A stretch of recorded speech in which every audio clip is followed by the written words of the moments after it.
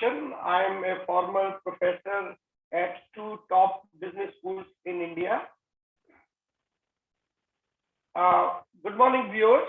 This is Dr. Mohan Agarwal, former professor at two business schools in India, which are leading in their sectors. In public sector, there is Indian Institute of Management in Lucknow, where I was chair professor of CRM, which was funded and financed by, at that particular time, one of the top telecom companies for research on customer relationship management.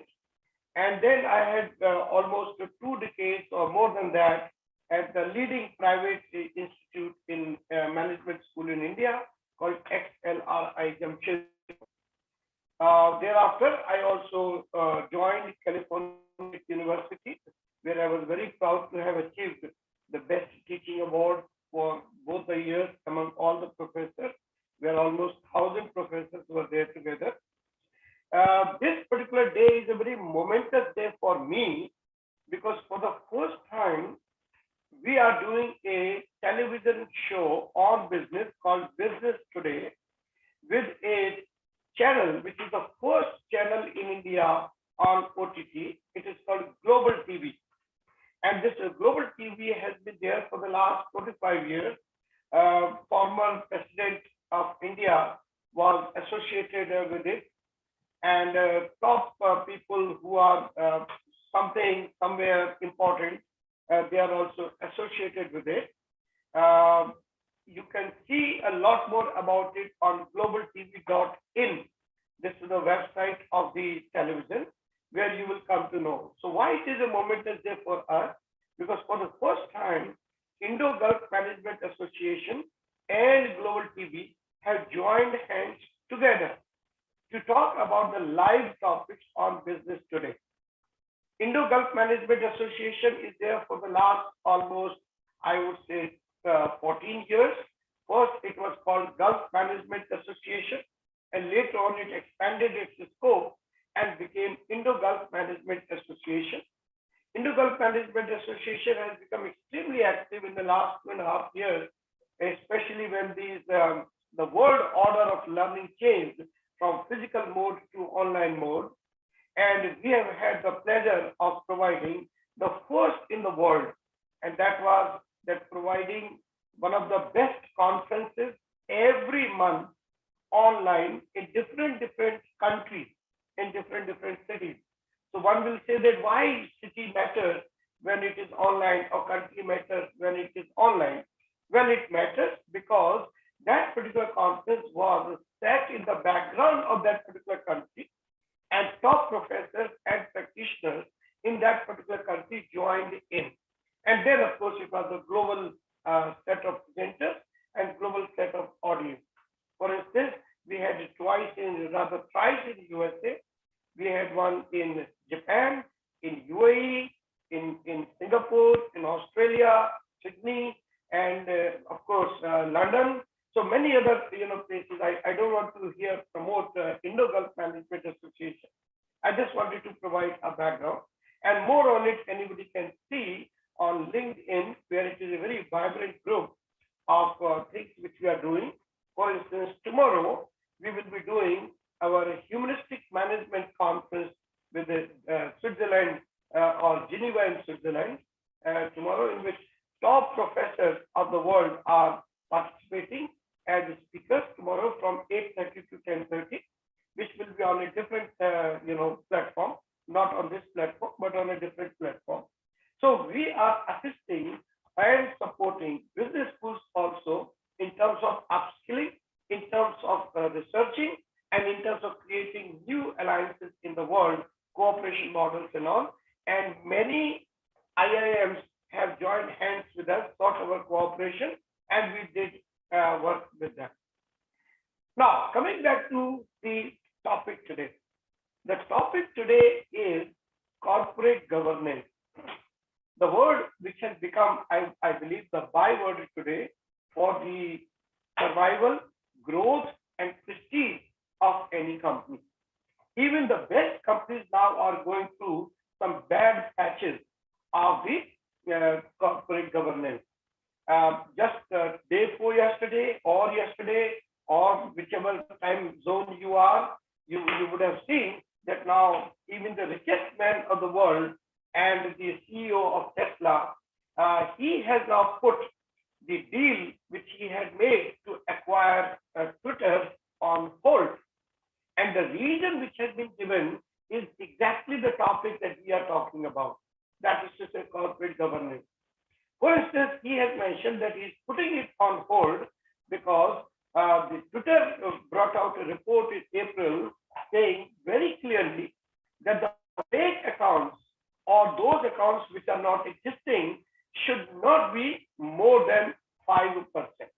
Now, they use the word 5% based on a sample study of the cases, but they have also put rider very clearly saying that this is not representative of the population sometimes, and it could be more, and it is not validated by any independent agency. As soon as this particular news came out, then immediately this particular deal was put into shade. It was put into a very, very long shadow, and we do not know what is going to happen. It is quite possible that the deal may be called off very, very, very soon, only for this reason, because he says that unless this particular fact is verified and independently validated, the deal is on hold. Immediately, what happened yesterday was that the Twitter share went down by 20% in the pre-market, and the share of Tesla went up by 6%. This shows very clearly that how a company is being brought down by corporate governance and by disclosure and by due diligence, or many of those factors which come into play when you are acquiring a particular company, or when you are merging with anyone, or when you are buying, or when you are selling. So corporate governance is at the highest level. It is not at the senior level, not at the middle level, but at the highest level. And when we say corporate governance, here we mean basically the board of directors. Basically, we mean the chairman, managing directors, executive directors, all those people who have got the ultimate responsibility, both fiduciary, moral, and legal responsibility to make sure that company achieves what has been said, what it has set out to be. For instance, every company has only three things to achieve. Number one, it's a vision. Number two, it's mission. And number three, it's corporate values. The values that it is standing for, which is many times we call it the social license to operate. Of course, you get the legal license to operate, but you get the social license to operate only from these three things: vision, mission, and values, the statements that you have for them. Now, given this particular situation that these three things cannot be done by people at any level other than the board level, then it is extremely important for us to understand that how corporate governance is achieved in any company, in any situation. How does it work out? And what exactly is the role of directors? Many times we even ask the question, what is the role of the independent directors? What is the role of the executive directors? What is the role of executive board of directors, non-executive board of directors? So many things have happened. How do we take care of things where the promoter now has gone big, and big like billionaire big, and he has many employees, like in the case of the Infosys or TCS, any of those two great companies in India, where even some of the employees are billionaires, and which means that there could be a conflict of interest in terms of their shareholding, cross-shareholding, stuff like that. Many times it is also happening, and without any doubt, that people are, in the name of professionalism, bringing their own siblings or their children in the name of professionalism, or second generation or third generation or any other generation for that matter. I'm 100% sure that very soon, at least Indian market and to some extent global market, will also hear many things about Reliance Group, which is also going through this kind of transition, that where Mr. Mukesh Ambani is trying pass on the baton to his children, and one of them is married daughter, which has again some issues related to two companies, being involved into one company. But still, that is a very, very, difficult, different issue, and I'm sure a man of his expertise, experience, and wealth, he can take care of these things very well, not only himself, but the help of the battery of global experts who know things about corporate governance. There are many issues, even which happen to perhaps the best known company in India, and which is called the Tata. Tatas have had some very, very turbulent, I would say, period with Mr. Ratan Tata at the helm of the affairs, and thereafter also. Even when he was not there, the corporate governance issue came up in India when the legendary G.R.D. Tata was at the helm of the affairs, where there was a big, big tussle between G.R.D. Tata and Rusi Modi, who was at that particular time chairman and managing director of Tata Steel. And Mr. J.R.D. Tata obviously was the chairman of the Tata Sons, which is the holding company of all those kind of things. And I had the personal experience of witnessing those things when I was there in Jamshedpur or Tata Nagar, and even at many times I was outside the meeting room where many big things were happening at our business school at Jamshedpur. Anyway, issue is very, very, very, very complex. Issue is very, very important. And issue is something which we cannot get away from. Given this particular situation, and given this thing that this is our maiden telecast today, I thought there should be the top people who can discuss this thing with authenticity and authority. Both issues for me are important as far as the viewers are concerned. And we are very glad today that we have got three very top people who are doing these things the day in and day out. Every day they are meeting one or the other issue relating to corporate governance. And the first speaker of the day is Dr. Steve. His full name is Dr. Steve Risick. Now, Dr. Risick is Chief Academic Zone Officer in Raki. Those who do not know what Raki is, then Raki is the home of international educational institutions and service providers in Russell Khema. This zone was established to attract, support, and support qualified educational institutions and service providers that are committed to delivering market-driven educational, training, and professional development services that benefit not only the Russell Khema, but the country, that is UAE, and of course, the broader region of the Gulf.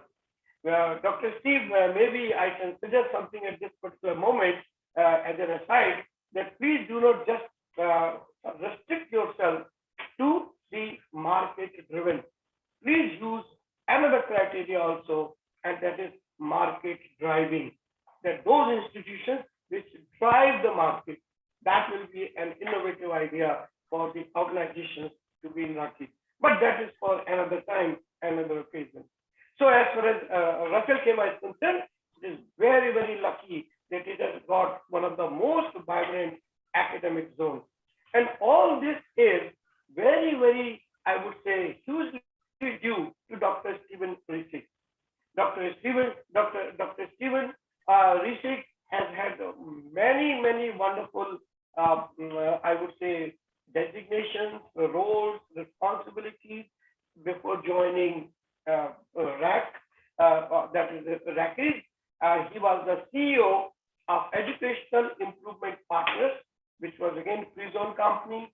He was a senior education advisor to McKinsey. Everybody knows the role of McKinsey as the top consulting firms in the world. So he was handling the projects on behalf of McKinsey in Pakistan, and also 54,000 public schools in Pakistan he was handling. He was also advisor to the Undersecretary of Education Kingdom of Bahrain, again, a member country of GCC, and very, very powerful position. He was principal consultant for school improvement with the Economic Development Board in Bahrain. So again, that was a part of his portfolio, and strategic education sector consulting leadership that he has been doing.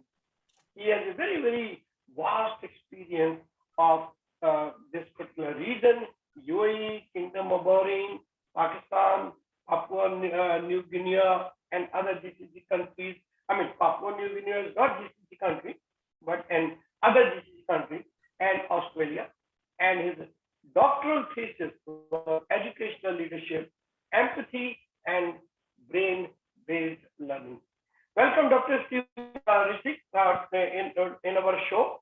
We are really grateful to you that you have come, joined us, and I'm sure that you will have a thing or two to say about corporate governance. And maybe, if you wish, that is okay with us totally, that you may talk about the corporate governance in the educational sector also, because educational sector has become one of the major service contributors to the GDP of any particular country. So, Dr. Stephen Rishi. Dr. Steve. Thank you, Dr. Mohan. Thank you, my fellow panelists, and welcome to the viewers today on this on the Indo-Gulf Management Association program on Business TV.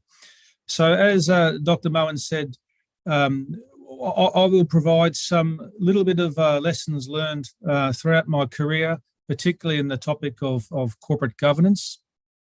And also I'll then sort of take that towards what's happening in the area of educational governance and corporate governance in the education sector. So to just by way of current situation, the Ras Al Khaimah Economic Zone has more than 16,000 sort of companies registered. It's it's one of the largest free zone authorities, free zones in the sort of the GCC. The structure of the company is that we have a sort of a board of directors, as you can imagine, with a chairperson. I am not the group CEO of RAKEZ. I'm the chief academic zone of the academic zone, which is part of RAKEZ. And I also have my own board that I've got to sort of report to quarterly or as needed.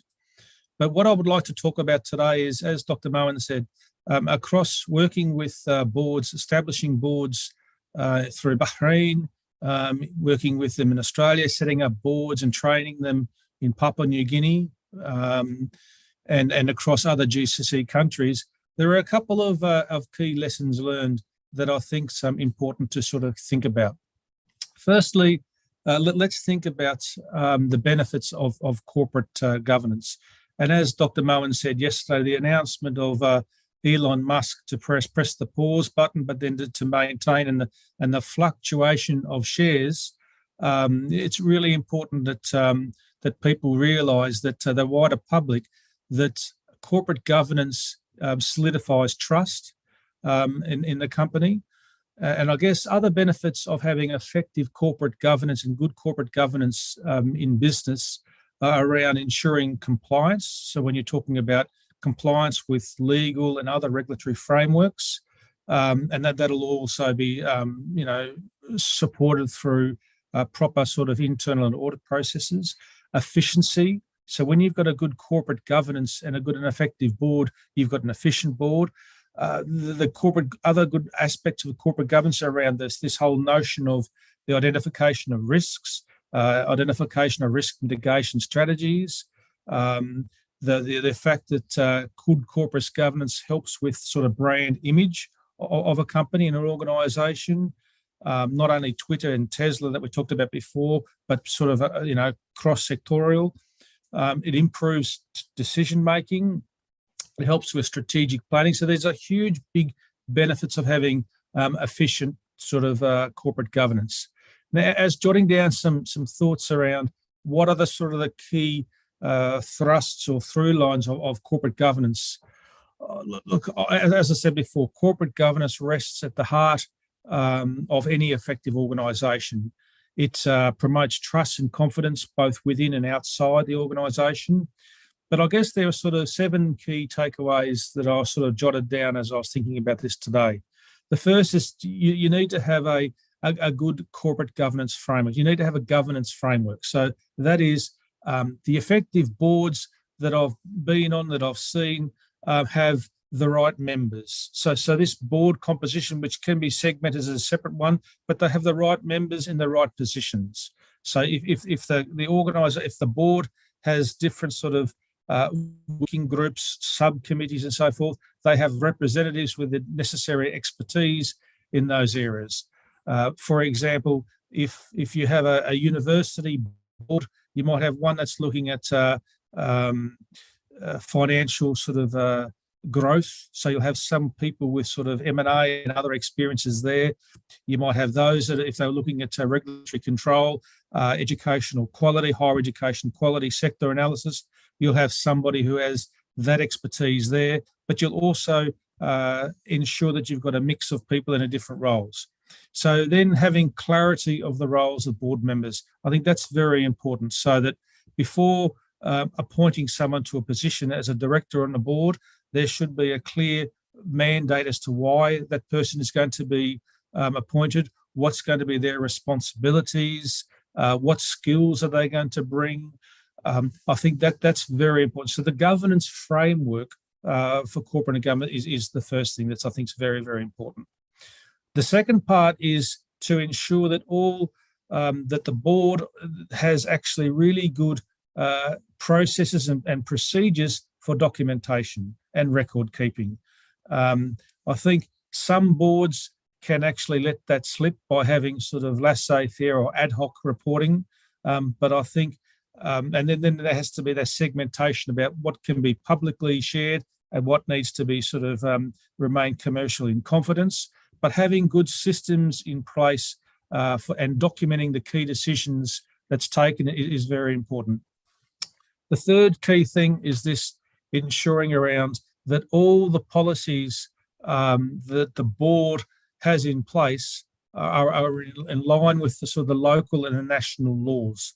And I think that's very important. So when you're talking about risk mitigation, risk identification, when you're talking about other sort of key decisions and responsibilities of the board, they need to be sort of developed in consultation with the local laws and the federal laws. And in terms of policies, I've seen some boards that I've sort of tried to advise, and if you look at their version control of their policies, it's sort of outdated.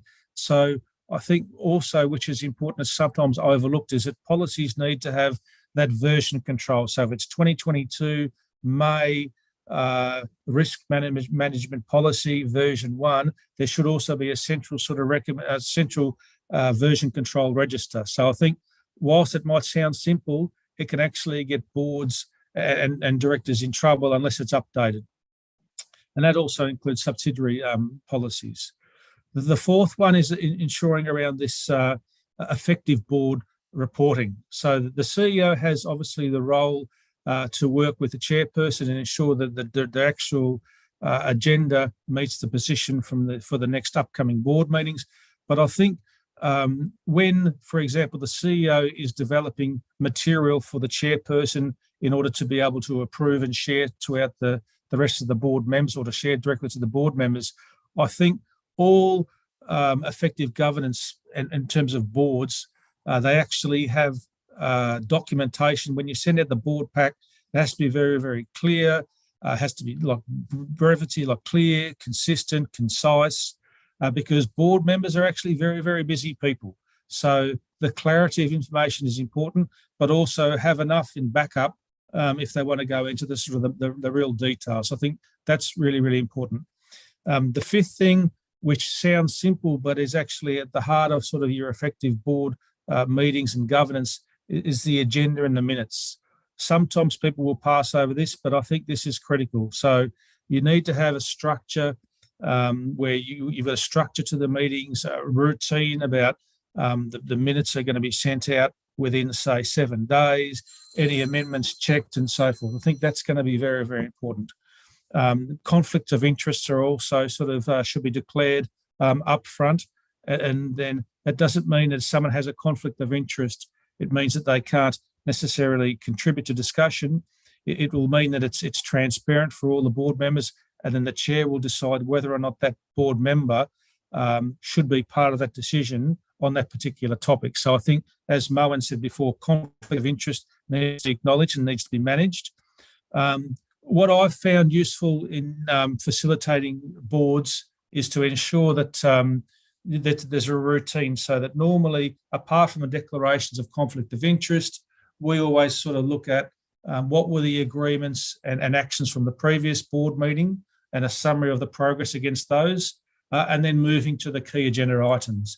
And again, depending how the board's structured and the way the meeting goes, you can have, say, topics for presentation, for noting, for recommendation, or for decision making, or you can have presentations, or you can segment them by theme, depending on how the board's structured accordingly. The sixth sort of key area, I guess, is that of ensuring that the directors actually, of the board directors, actually have the necessary training for their role. So when I talk about training here, it's not just having the sort of soft skills. That's very, very important, of course, because they need to be able to work as a team, but also to have the necessary training on what's their responsibility in the context. What's their responsibility in terms of, are they up to date with the necessary legislative changes that might impact on the board? So I think that's fundamentally important. And as I touched on before, this notion of board composition, because ideally, yes, there's a huge transition to ensure that boards are sort of very diverse, that they have a segmentation of skill sets, that there's a balance in gender, a balance in opinions and backgrounds. I think that's all important. They're the broad sort of key thrusts of effective corporate governance when it's, in my perspective and experiences. In very quickly moving to the sort of the wider education governance, I think, the corporate governance in education can be done at you've got the federal level, of which you'd have like a cabinet, and a ministry level. Then you might have a state level, where you might have at that level. Then you might have a local authority level. So in the UAE, we have a federal, we have sort of Emirate level, which can be different regulatory authorities, and those different regulatory authorities will have oversight for, say, the private educational delivery. They will have a chairperson. They'll have a chairperson, sort of either a director general or a CEO, and they have that sort of corporate governance responsibilities for that emirate, of which the key decisions will be taken, and then also in collaboration with the federal, depending on what's the nature of the topic and so forth. There, Dr. Moen, are my sort of initial thoughts on effective corporate governance. It's certainly not this Saturday morning going to be a lecture, but that was just some reflections from experience. And I hope that I sort of covered the topic in brevity, but also as clear as possible in that short amount of time today. Thank you very much, Dr. Stephen. You really know how to set expectations as well as exceed expectations. In both ways, I'm sure I will remember you as a memorable speaker, because I know that I gave you no more than just 24 or 36 hours, even though you were busy from one meeting to another. Still, you responded to each and every message I gave to you, and you prepared. I think in a way, you were giving the primary 101 on corporate governance, and in a way, you did a big favor to me by introducing the pluses and minuses and checklists of the corporate governance in the company. I really thank you, and I'll come back to you after the opening statement of the other two speakers also, where I will have many questions on the checklist as well as the requirements and success factors of corporate governance that you so beautifully elucidated. Thank you very much. They say in management companies, people leave bosses. And that sets the background for my relationship with the next speaker, which is Dr. Ajay Shukla. He is probably the best boss I ever had in my educational career. When he was the president of International Horizons College, and he took the risk and the bet on me when he, introduced me to that particular college, because I was perhaps the only non-Westerner in that particular management thing, and I would never, forget the work that he did and fantastic work that he did. Many times I believe, and he proved it, that educational sector could gain a lot when people from industry join them, when people from corporate world join them and provide them the discipline, the thinking, the thought process of the people who have been at the helm of the corporate affairs. Dr. Shukla is a living example of that. He has been managing director of Reader's Digest, which is obviously the household name we all had heard before this internet. That was probably the source of education for us. Our parents used to talk about that. So that was one. Then he was also the managing director of Pearson, which is a company which provides one of the best educational material to anywhere in the world. He was also involved. Dr. Mohan, it was McGraw-Hill Education. Sorry, my apologies. McGraw-Hill, my apologies. McGraw-Hill, and he made many, corporate acquisitions as well as divestment as a role of that. So I would never forget, that McGraw-Hill, which later, had for some time Tata McGraw-Hill also in India, which is again a way of providing the best educational material at Indian prices. From that point of view, if I have to say that, he made those changes. And then he is also the founder vice president of ABN AMRO's credit cards. Now, in all these things, let us not forget his educational link also. He was CEO of this ISC, which was one of the ventures of GEMS education to go into higher education. Unfortunately, those dreams, those visions were perhaps, subservient to the changes that were taking place in this country, both macro level as well as company level. So therefore, a beautiful dream had to be diverted into something else. But today, he is the managing director of an educational consulting firm, the top educational firm in this world, in this part of the world, where he's providing companies, universities, roadmaps, how to set up the best campuses, the best universities in this, and study abroad. So I could go on and on, since I, love him from that point of view a lot, but I would stop here and will invite him to share his experiences, insights, and perhaps a plan of action on corporate governance in terms of both corporate bodies as well as education. Maybe you can bring in your corporate experience also from that point of view, and that will be very, very wonderful for our viewers. So, Dr. Shukla. Thank you, Professor Mohan, for a very flattering introduction. I don't deserve much of it. Thank you to the fellow panelists and the remarks made by Dr. Stephen earlier, and also to Indo-Gulf Management Association and Business Today TV. You're doing stellar service by gathering such an eclectic group of people who can contribute towards the knowledge base that is so urgent and imminent and important at this point in time. My opening remarks, and I was allotted 7 minutes, so I'll stick to it, really are around, there is a diverse audience to this. Let me set the context. There would be some people who are stepping into leaderships, some people who are aspiring to become independent directors or are moving into a board position. So it's important to set the context on what is governance and what is management, what is good corporate governance, and a number of points were made by Professor Stevens earlier, Dr. Steven earlier.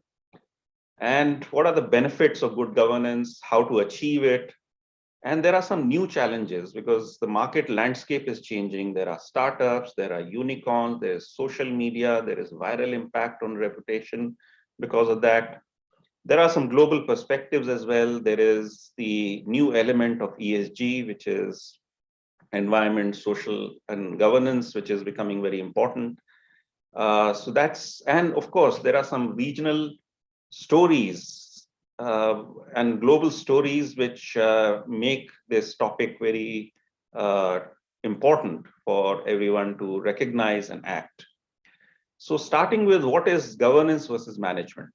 And if I was to simply describe, what is governance, it's about protection of the business. Management is about growing the business.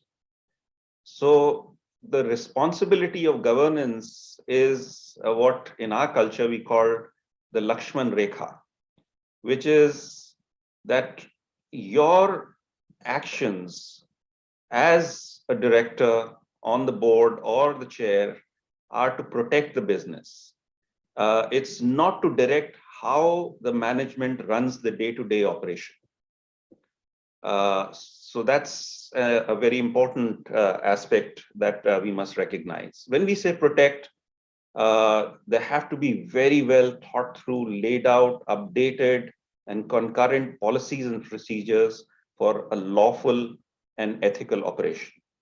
I think that's one of the most important things that governors can do. It has to optimize the benefits for all its stakeholders. Now, I was very careful in choosing my words. When I say stakeholders, I mean everyone who's involved with the company or the organization. It's not just the shareholders, it's employees, it's vendors, it's customers, the regulatory bodies that govern that particular sector. So you have to ensure that there is optimal benefit for all stakeholders. We spoke about bylaws, policies, and procedures to direct, people, how they should act. And one of the important things is related party transactions, conflicts of interest. So those are things that should be stated upfront as we implement governance, that there has to be a line of division between ownership and management. And any conflict of interest by way of related party transactions, as we recently saw in the case of a very large unicorn in India, in fintech, in Bharat Pay, where husband and wife were in management positions, and HR firms who were supplying talent to the fintech were family owned, over invoicing on some of the commissions due to these vendors was rampant. So there are things that the governors have to do to make sure that they protect the business. And of course, there is the issue of reputation, which is so valuable in today's times. I won't touch much on the management side, but these are mostly the actions taken by the CEO and the leadership team to take the company in a positive direction. The typical keywords are CEO, CFO, Chief Operating Officer. They are the people who are responsible for the management. And other keywords could be, planning, developing, managing customers, managing employees. So those are things that governors will not do, or directors on the board will not do. These are delegated by the board to the CEO, CFO, and COO. So that's really the key difference between governance and management. Good corporate governance is having an effective board of directors and chair. And as Dr. Stevens said earlier, I think having the right kind of experiences, skill sets, which are relevant to the industry, but at the same time diverse. It shouldn't always be industry people. And they are complementing each other rather than, being a mirror image of each of the directors. So, we have to seek diversity on the boards. They have to focus on long-term metrics and long-term success and not necessarily get into day-to-day operations. And there has to be a mindset of continuous operations, that we discussed this in the last board meeting. These are the minutes, these are the actions taken, what happened. And, while we are seeking long-term metrics and success, we should also make sure that there are improvements happening in policies, procedures, and the overall theme of protecting the interest of the company or the organization. As I said, it has to balance competencies, experiences, company knowledge, industry knowledge, but underpinning all this is independence. That they should not be seen, cozying up to either the CEO or the shareholders or the majority owners. They are giving their independence, advice, competence, skills, and experiences. There is another aspect of director training. The company's universe is expanding so much that often we find that there is inadequate training of directors in terms of what the company's aims, goals are, what the fiduciary and non-fiduciary responsibilities of a director are. And there has to be a continuous evaluation, self-evaluation, and a dispassionate self-evaluation of the board. As we did, if you remember, Professor Mohan at International Horizons College. We were evaluating the board of directors themselves, and the chair would present the results of that and gaps and a plan on how they can close the governance gaps. So those are the good aspects of corporate governance. And of course, the keywords are transparency, ethics, balancing profitability with investor and shareholder interest. Now, benefits of corporate governance are obviously, you operate within the law, so there is compliance, there is efficiency, there is risk evaluation in a forward-looking mode as opposed to passive mode, that we are able to anticipate what's happening in the market environment. For example, today, we know that runaway inflation is a big issue across the world, across countries, across regions. So what is the board doing to make sure that the impact on inflation on the company's performance is being looked at by the management? Of course, there is an element of strong strategic planning. So the board should have a serious oversight on the strategic plans that the CEO and the leadership team are developing, and brand image as well. Well, how do you achieve excellence in corporate governance? Obviously, diversity is important, and Dr. Stevens touched on it, that we need a diverse set of experiences. But I also feel very strongly that if you look at the Western world and most companies, there is what I call the WASP syndrome. WASP is white Anglo-Saxon Protestant, and it's basically male driven. So there is not only racial diversity issue, there is gender diversity issue, there is background diversity issue, which leads to gaps in differences and diversity of viewpoints and inputs from a diverse set of people. So those are things that the board should also consider, that it's not just diversity of experience, but other forms of diversity. And these are also part of the ESG changes that corporate governance is going to see in the coming years. There has to be an issue of auditor independence. And we have seen bad fallouts of this even regionally, as we saw the meltdown of NMC Healthcare. We have to wonder, what were the auditors smoking when they don't even confirm the bank balances and just take the founder's self-declaration as a proof of cash balances. I mean, these are the basics of audit. So auditor independence is important. Transparency we spoke about, and of course, making sure that there is long-term value creation, and the management and the strategic plan is being interrogated on it. Sustainability is important, and I think we should devote some time later, my suggestion, Professor Mohan, on ESG. And documentation and compliance with policies and procedures. Again, Dr. Riesling touched on it, that we should have version control. We should respond to any incidents, critical incidents should be surfaced at board meetings.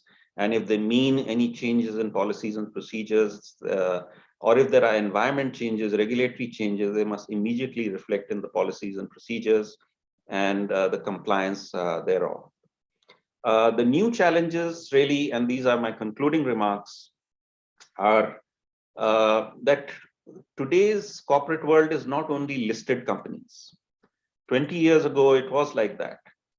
There are so many unicorns. Only a week ago, India declared that it has 100 unicorns.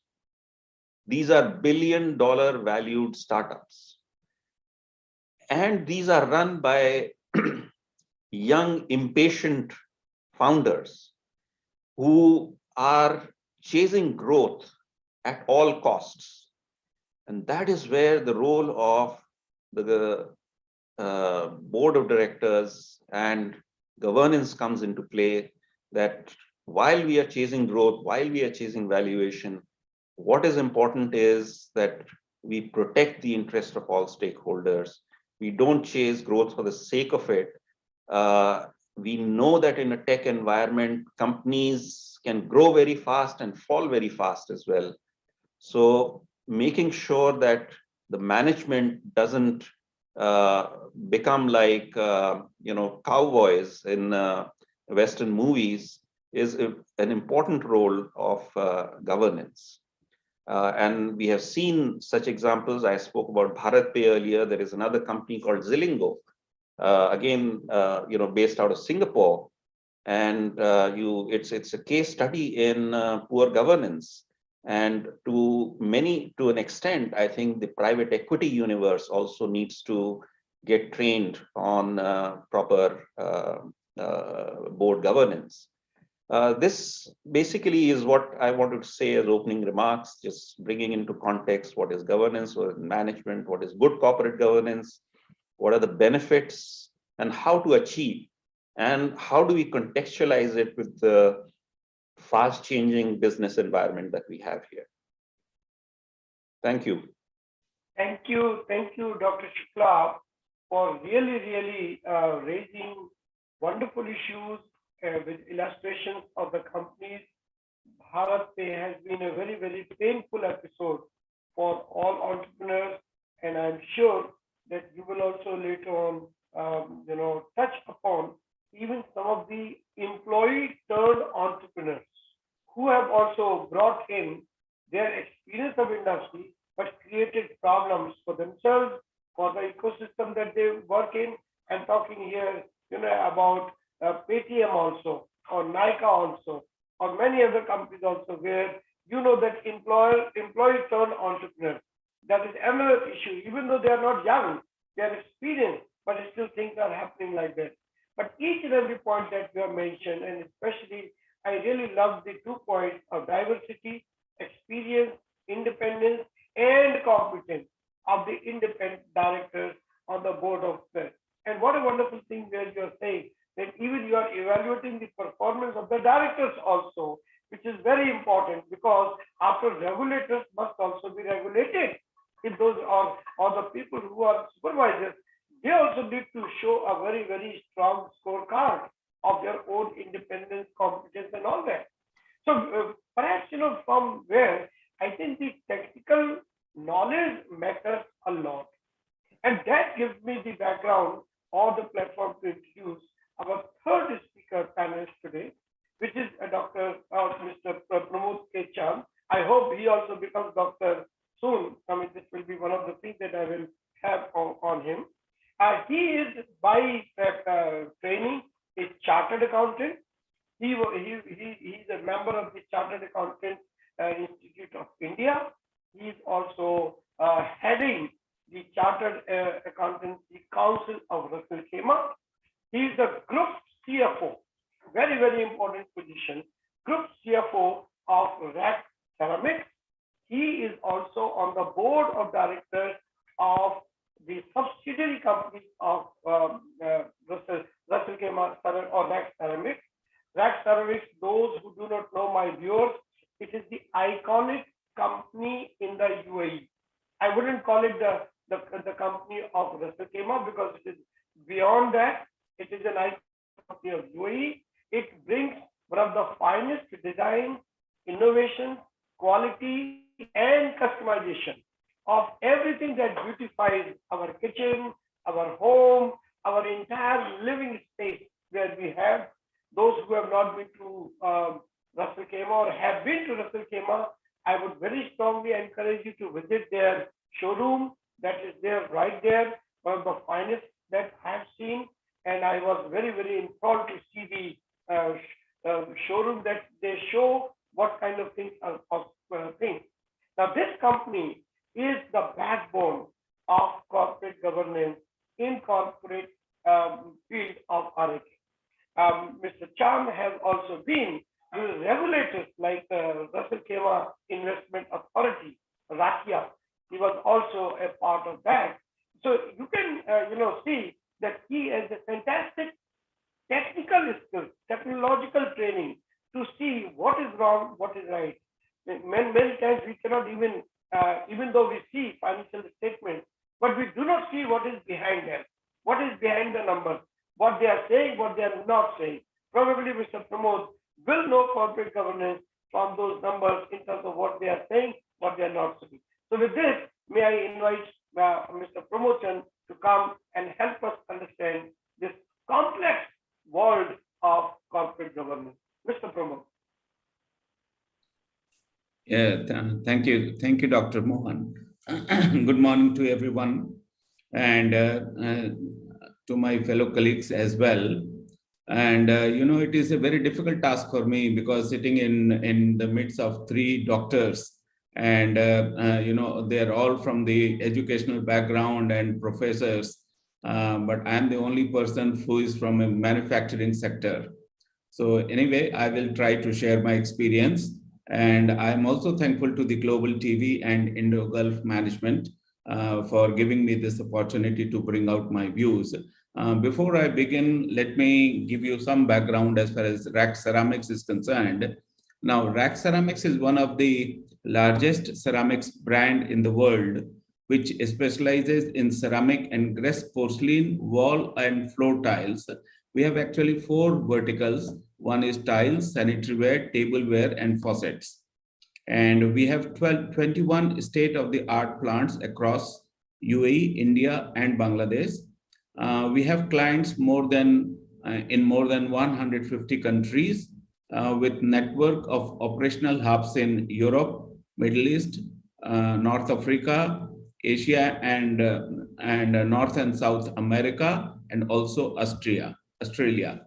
We are listed on the Abu Dhabi Stock Exchange, and our revenue is about $1 billion. So that's the background as far as RAK Ceramics is concerned. Now coming back to the very important subject of corporate governance. Now, the time has completely changed. There was a time when the owners themselves used to manage the affairs of the company, and they were knowing fully whatever is happening in the company. But now the size of the company has become so large, it is impossible to know. Even the bosses may not be aware who are the people who are actually managing the whole show. So what is a corporate governance? The corporate governance is a system by which the companies are directed and controlled. Now, who does this? So, and it is whose responsibility to ensure that there is a proper corporate governance. Now, board of directors, they are basically responsible for the governance of their companies. And now what is the role of the shareholders in governance? So the shareholders appoint directors and the auditors, And that is the way they satisfy themselves that there is an appropriate governance structure is in place. So that is how the whole governance system is built up. Now, what does it ensure? It ensures that in every organization which follows appropriate and transparent decision-making process. So that's very important, that there is an appropriate and transparent decision-making process. And by this, the interest of all the stakeholders. Now, when I say all the stakeholders, which includes shareholders, managers, employees, suppliers, customers, everybody is covered, is carefully protected. So that has to be ensured. Now, if I want to say that what are the three, important things as far as the corporate governance is concerned. So as my previous speakers, they mentioned, I will say that transparency, accountability, and security. These three, I will say, as the top pillars as far as the corporate governance is concerned. And these three are very critical in successfully running a company and forming solid professional relationships amongst stakeholders, which include board directors, managers, employees, and most importantly, the shareholders. Now, I will touch upon few things as far as the corporate world is concerned. Every day we find that new regulations are coming in. The way the companies are becoming bigger and bigger. So the government is promulgating various laws. Like, recently a law has come that there has to be a women director as far as on the board is concerned. Now, somebody could argue that why it was necessary to have a women director on the board. It is important from the point that a women director will be in a better position to understand what could be the grievances of a women employee. And that is the main reason why a women director has been inducted in the board. And then the question is, what are the guiding principles through which the corporate governance is getting adopted? So I have listed down 7 key principles. First is leadership. Now, leadership means the business partner. He has to be a good communicator, and he has to very clearly understand the cross-functional. He has to be a cross-functional influencer. So this leadership is very important. The second I will rate is ethics and integrity, which is very important for a corporate governance. Then stewardship, accountability and transparency, effectiveness. So whatever corporate governance you are doing, whether it is effective or not, the roles and responsibilities have to be very clear, and there has to be a participation from all concerned to ensure that there is a proper corporate governance. Like, in our company, I'm in this company for the last 10 years, and I can see a significant development as far as the corporate governance is concerned. Now, obviously, our sizes have also been increasing, and we are operating in so many countries. As I mentioned, we have manufacturing hubs in UAE, India, Bangladesh. We also had in China, Iran, and Sudan. And then we have distribution entities all around Europe, Saudi Arabia, and Australia. And to control everything from sitting here in UAE, unless you have a proper governance structure, proper internal control systems, it is very difficult for us to control what is really going on. Now, what is the benefits of a good corporate governance? Now, there are several benefits which the other speakers have also mentioned. And in fact, if I say, they have made my job a little easy because they have touched most of the subject, but still whatever comes to my mind, I will definitely speak on that. So one is it encourages positive behavior. Secondly, I will say it reduces the cost of capital. It improves top-level decision-making process. It assures internal controls. It enables better strategic planning, and it attracts talented directors. You should have directors, independent directors. This is a very important subject. And we have seen that, I have seen companies where independent directors, they generally come to 4 to 5 board meetings, take their fees, spend 1 hour, 2 hours in the board meeting, and that's it. So they are not really understanding what is going in the company, what reports are coming, because if you devote just 1 hour, 2 hours in a company, how can you really understand what is going on, and you are taking certain decisions based on your understanding of the subject, which itself is not clear. So the role of independent director has become very important. And as Dr. Ajay said that, there has to be proper training, there has to be proper evaluation. All these things have become very, very important. Now in our company, not recently, in fact, for the last 6-7 years, we have several policies which has been approved by the board and the audit committee, like, whistleblower policy. So anybody could go to, there are nominated officers, and there is the phone numbers, email IDs are readily available.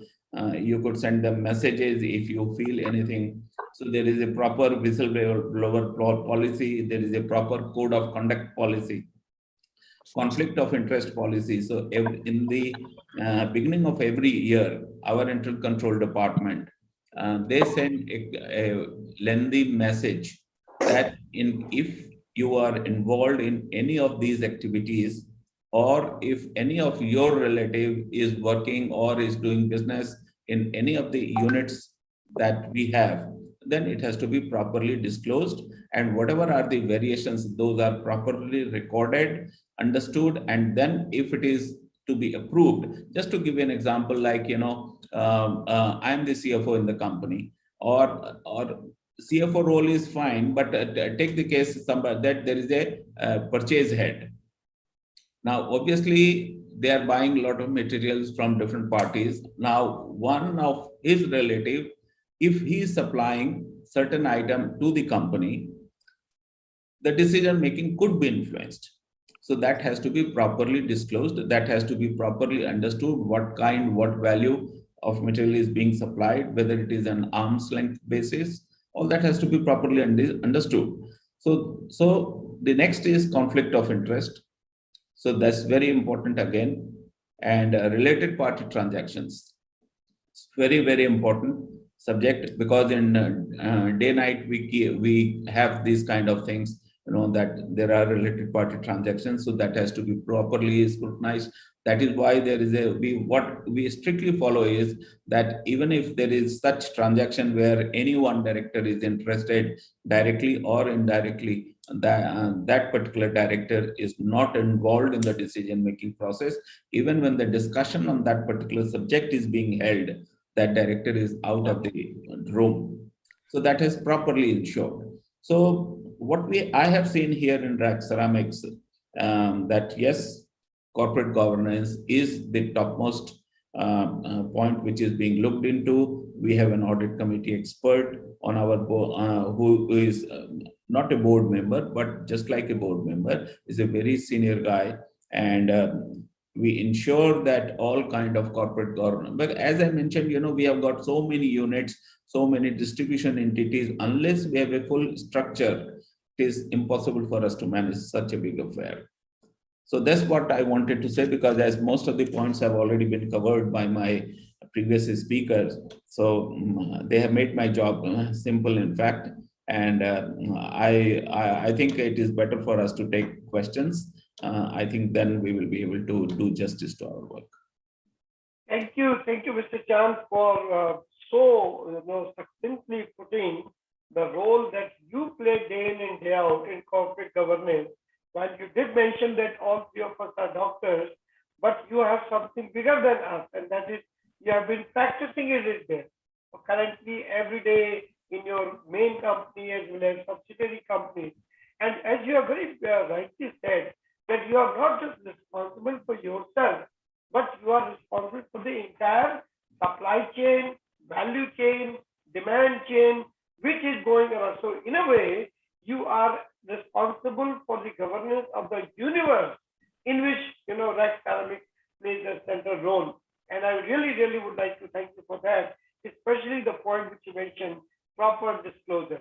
Proper disclosures, to my mind, is a very important thing. And then, of course, the second point, that how directors, independent directors, are seeing it more like a job of the day rather than a commitment to the organization, because they are the people on whom many investors, many shareholders, many loan givers, lenders and all, they all are counting upon that. I'll come back to you on that particular point.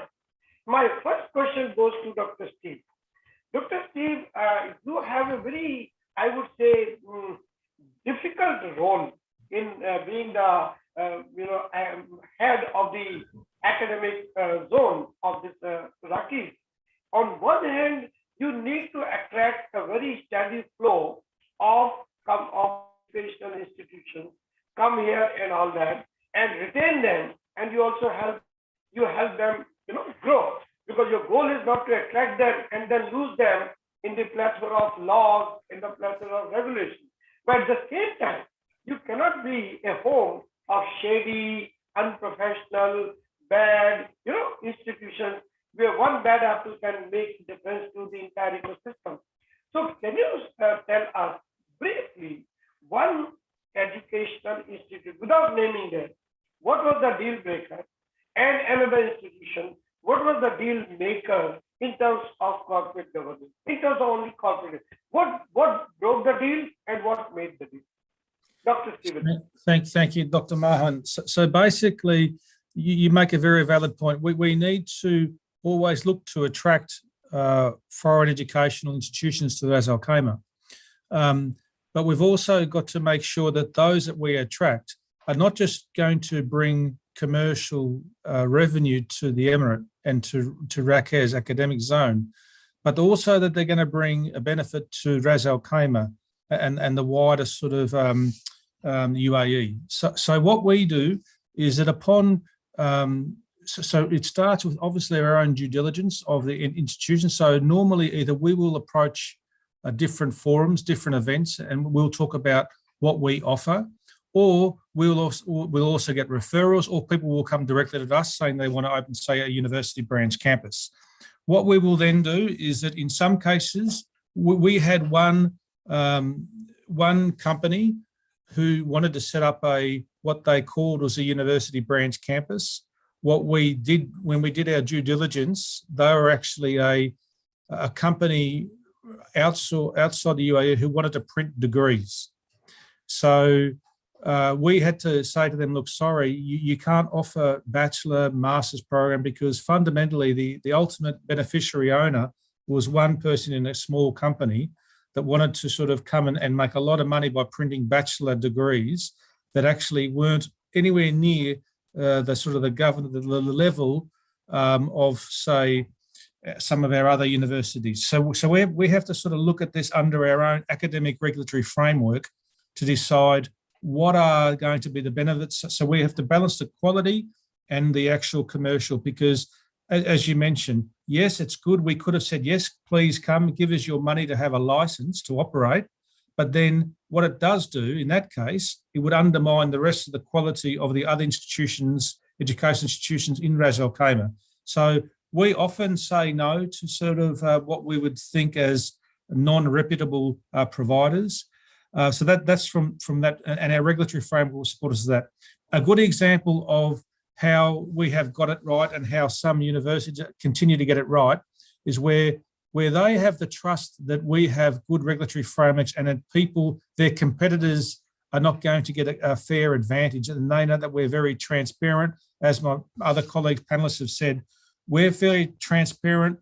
We pride ourselves on honesty, integrity, fairness, and also genuine professionalism. So our universities know that. They know that if someone wants to put some sort of advertising up that's completely different in terms of the regulations, we will come down on that. We will not allow that.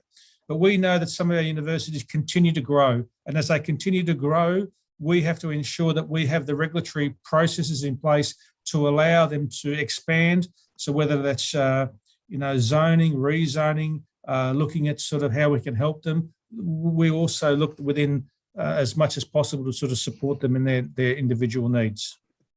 I hope I've answered the question, Dr. Mohan. you have very correctly answered that. Say balancing job. Many times you will like to even forego the revenue that that revenue will come with the institution, because it is going to affect medium to long term strategic interest of this particular academic zone itself. And I think you have to be very judicious what to take, what not to take, based on the history, track record of the promoters as well as the supporters of those promoters. Can I, take this as the essence of what you said, that you will not take any money just because money is there. You will take only that money which is good for them, for the society, and for the zone, academic zone itself. Correct, sir?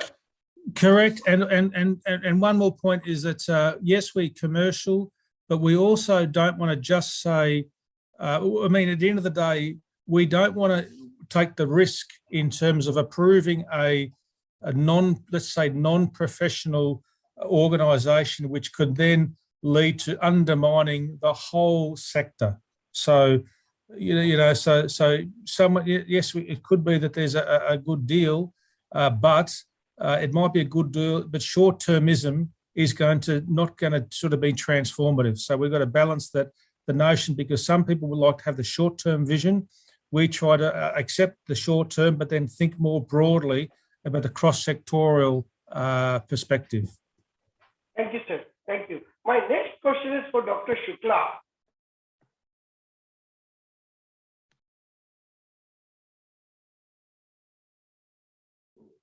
Dr. Saab, you are on mute. Sorry, my apologies. So as I said that, that you have raised a very important point about the independent directors. And you said two things. Number one, that number of the independent directors is in low supply for whatever reason, or maybe you could say that demand is more, supply is less from that point of view. And number two, I believe that independence should also be balanced with competence, because many people who are coming as independent, they are independent, but they do not have the ability to judge. So we have an institute in India, which is Indian Institute of Corporate Governance, in which the people get trained. They need to qualify the test and all that. Do you believe that there should be a separate test for independent directors for startups? Separate training, separate qualification, separate examination. In other words, eligibility test for the people who want to join these unicorns or these startups. Dr. Shukla. Well, you raise a very important and unusual point. As you may well know, that most directors who serve on the boards of listed companies, they come with vast corporate experience, serve on multiple boards, and if I may dare say so, have large egos as well. So for them to say that, okay, I need to go through a training program, I need to earn my professional qualification as a director before I'm deemed fit to serve on the board, is going to cause some ripples. Now, that is just setting the context. In terms of, you mentioned startups and the whole universe of unicorns requiring deeper and more competent professional governance. I think that's a very important point and must be acted upon by regulators immediately. Because many of these unicorns ultimately go to list themselves. That's their ultimate goal. And protecting the interests of the minority shareholders, which will be the public in the end, depends largely on how the company has been governed in the past pre-IPO. So it's important that certain bars and criteria be set, both in the pre-IPO stage and post-IPO stage, in terms of the quality of the governance. Now, having said all that, I actually really like the idea of having a proper qualification to be on the board. Yes, you could trade off, past experience and diversity of experience serving on the board of many other companies as a kind of a head start in terms of earning that qualification. But I wholeheartedly support the idea of training, certification, and ongoing professional development and self-evaluation of directors who serve on the boards, and to enable the protection of the company's interest and the stakeholder interest. I agree with you, Dr. Mohan.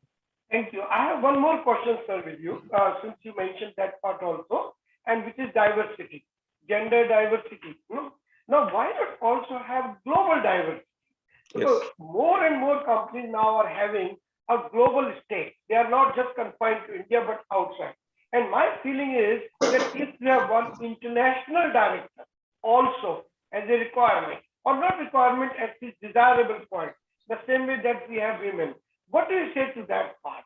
That each company should have, as far as possible, one international director also from the point of view of governance.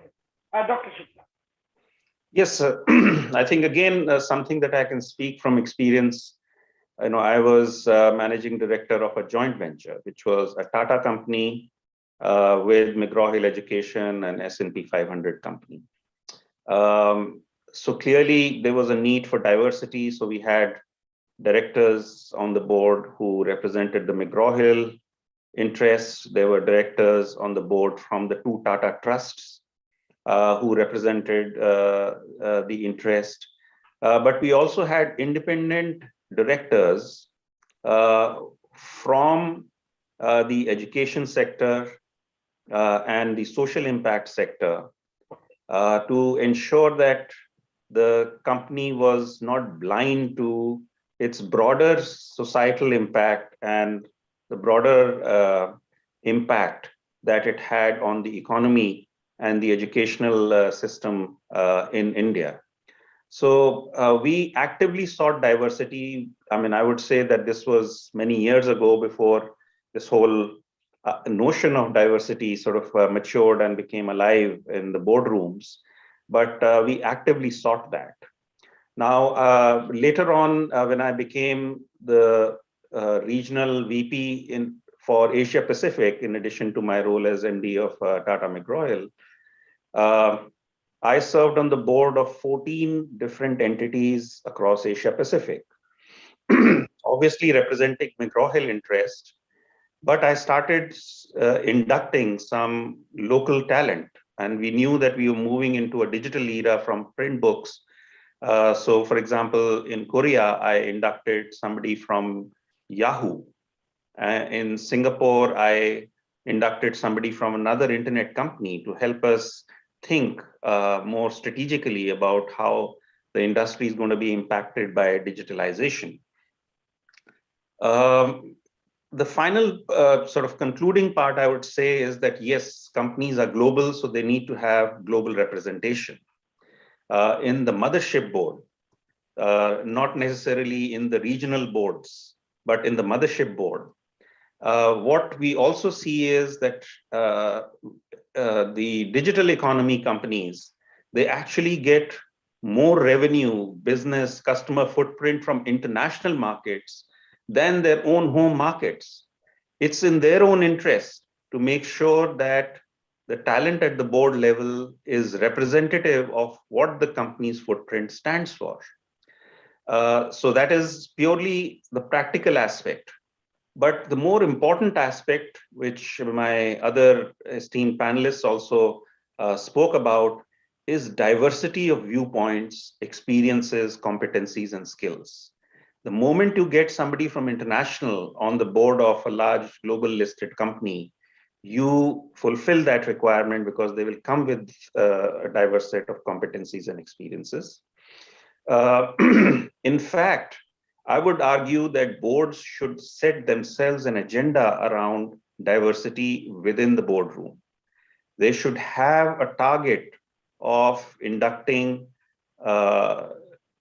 individuals from international markets, gender diversity, there is a recent study, I don't quite recall the statistics, of US companies that actually proactively hired women board of directors.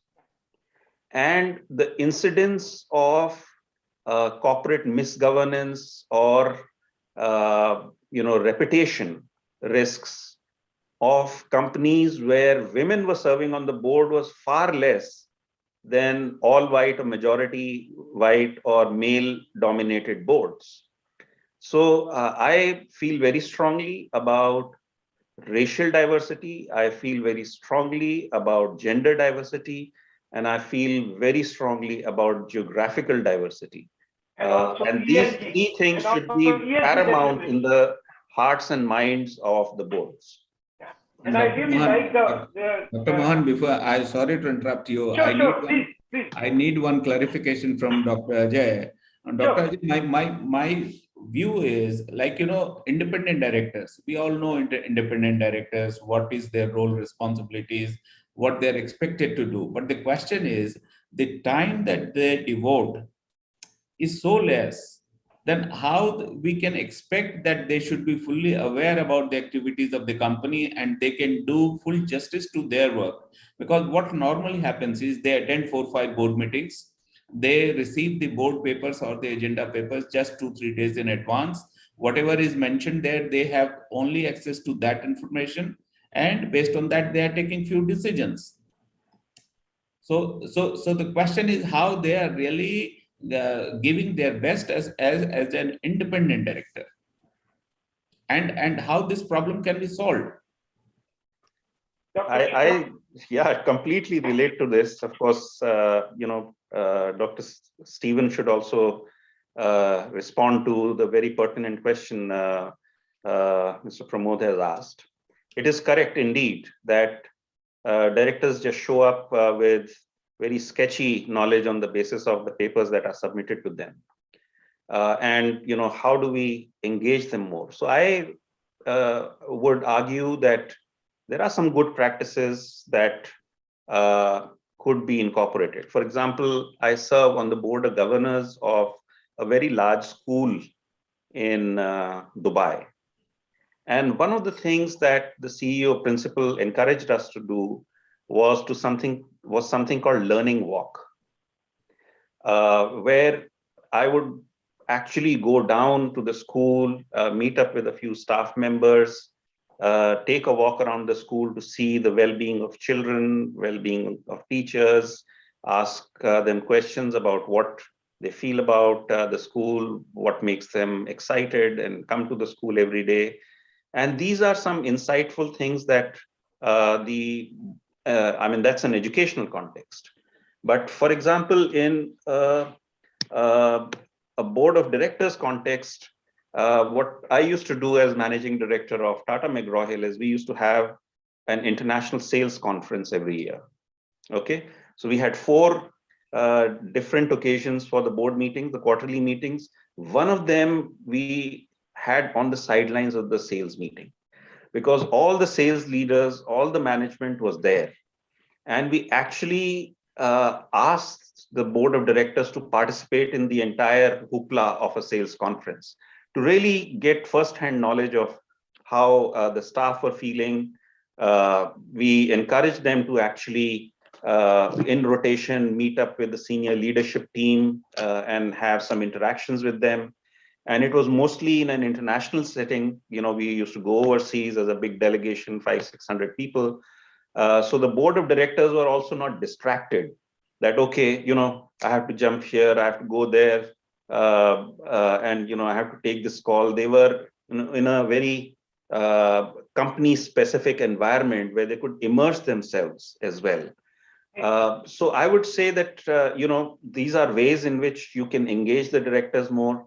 The more they engage in these kind of settings, they would actually devote more time because they feel strongly about the company. They have met the people, they know it a little bit firsthand. They develop a certain passion for the success of the company, and slowly they will start engaging on the board matters more deeply than sketchily as you outlined. Thank you, sir. Mr. Pramod, I have a very important question for you, and which is a shareholder democracy. You know that, under this system, whosoever has the largest votes, they will carry the resolution. What about minority shareholders who have valid points but do not have enough strength? How do you manage that in a setup like yours? So, Mr. Pramod. See, it is like this, we give freedom to all the shareholders to speak at the meeting. So every shareholder is able to speak whatever they like. But ultimately, obviously, the decision has to be taken in the best interest of the company and what the majority of the shareholders feel. Now, as you But rightly is said, majority view the best view in the interest of the company? no, but then the question is then how, see, even within a family, we are in home, me, wife, children, let us say, but if everybody is not in agreement, somebody will prevail. True. But then what happens in the case of the court decision? Minority judgment is also provided along with the majority decision, a majority opinion. How about that doing it in your setup? See, that kind of situation generally does not arise. Frankly speaking, that does not arise because, see, many times, if to give an example, if let us say I'm a minority shareholder and I have certain views, but obviously because I'm a minority shareholder, it cannot be upheld. It cannot be upheld, so majority prevails. So the majority prevails. I have to accept that fact. There's no other way out. True, but then I think reporting should be there of minority view as well. At this particular moment, the minority view is not even mentioned anywhere, documented anywhere. It is not the mentioned. majority which goes there. Yes, you are absolutely right. There's the law today that it is not recorded. But Exactly. but if let us say the minority shareholder, if they are not happy with the way the company is getting performed, the law has given them enough recourse. Now, if I recall in Indian Companies Act, the section 397, 398, which gives you power to, you can go to the company law board and mention that this company is not being performed in the manner. That part is there. No, what I meant was that we are not talking about requirement. We are talking about desirability, ethics, rather than legal compliance.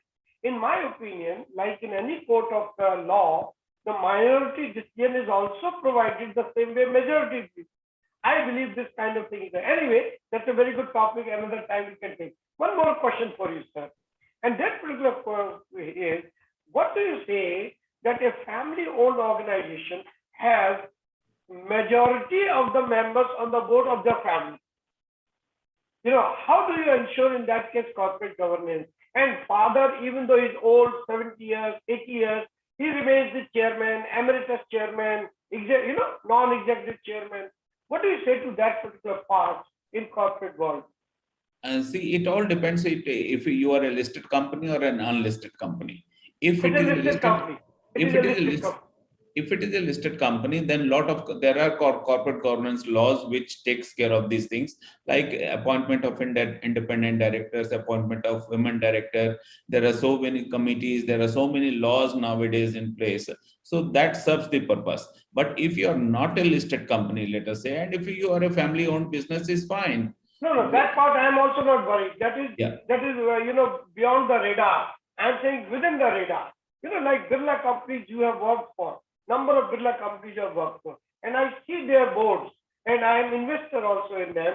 And Dr. Shukla knows I have also burnt my fingers in some of them. But my point is, why do they have the people, who are available outside, but they don't have the same cross directorship from one and other? What do they get out of? What are they afraid of? No, Dr. Mohan, let us understand one fact. If I am a major shareholder in the company, and that means I practically own the company. Though for all, theoretically, we all say that all the shareholders are owners of the company, but really who owns majority of the shares, that really matters. This is the practical view. And yes, please, Dr. Raja. You are mute. Unmute yourself. Final point, Dr. Shukla. And in today's world where we are, I call it VUCA world. VUCA. Everybody must have heard about Yeah, it. we know VUCA word. Yeah. There is so much of volatility, uncertainty, complexity. Like I will give you one example. Now, very brief, sir. We are out of time. Running out of time. So I think we will keep it. I will keep it for some other time then. Yes. No. Okay. Final point, Dr. Shukla. Go ahead, Dr. Shukla. Yes, I was just wanting to support what Mr. Pramod was saying, that this is the typical tussle between ownership, governance, and management. Yes. Okay. A company is to be, sort of imagined as a living person. Okay. And that body is owned and mind is owned by, let's say, a large shareholder, a family owner. They will make sure that they look after the body in the best possible way. Okay. So I have no problem with family-owned majority shareholders actually having a larger say in the governance and management of the company, because they have to protect their own interest as well. True, but then good companies, but good enlightened shareholders or owners, because they feel that they may be missing a trick in terms of the strategic planning of the company, may want to induct some independent advice by way of directors. There are many examples like that. And many years ago, if you remember Harsh Mariwala, who owns Marico, it is a family-owned business, out and out. But he actually stepped down from the chairmanship and got independent external director to replace himself, because he felt that the company would benefit from such a thing. So it is going to be voluntary. There is no regulation around this, but I see the point where Mr. Pramod is coming from. Final point, Dr. Saab, Dr. Stephen, for you. Any message to the educational institutions, government, Dr. Stephen? Because you have many, for educational institutions, government. I guess always have clear documentation, clear role clarity, be transparent, ensure that your books are all audited, be open to feedback, appoint directors who bring that diversity of skills and experience, and do things that make not only commercial sense, but strong educational sense for the wider community. Thank you very much on this wonderful advice, takeaway. I thank each one of you, Dr. Stephen, Dr. Ajay Shukla, Mr. Pramod Chand. I hope one day I'll also call you Dr. Pramod Chand. And that's one of my, really, really wish with all the expertise that you have. Ladies and gentlemen, thank you very much for this opportunity. Simply single honor for me today to be here, to starting on such a strong note. A report will be made and the recording will also be available to you, and to policymakers, some portions of this will also be sent.